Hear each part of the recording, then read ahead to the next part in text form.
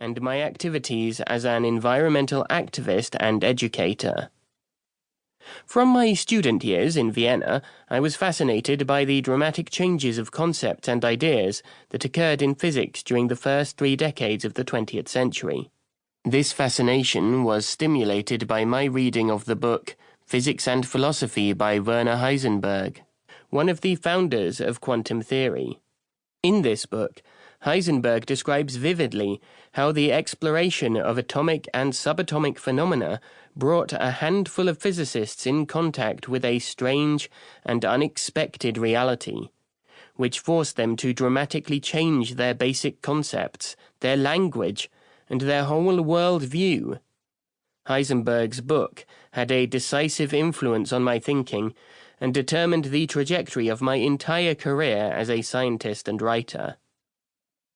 Between my student years in Vienna and the writing of my first book lies the period of my life in which I experienced the most profound and most radical personal transformation, the period of the 1960s.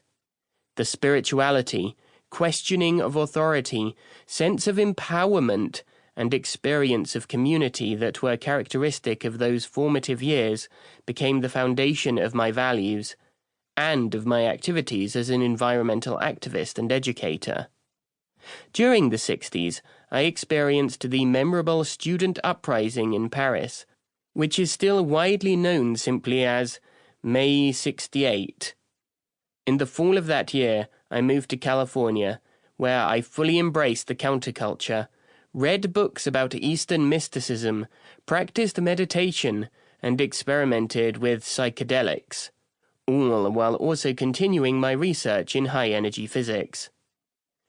With the resulting expansion of my consciousness, I soon recognized significant parallels between the basic concepts of modern physics, as discussed in Heisenberg's book, and the principal ideas of Eastern spiritual traditions.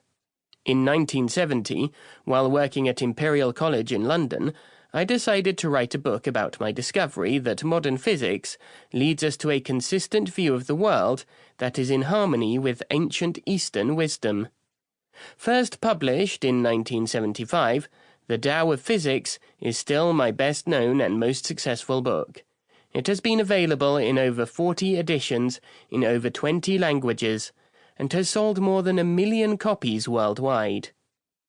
As a consequence of this tremendous success, I was invited to give lectures and seminars to people and organizations from all walks of life.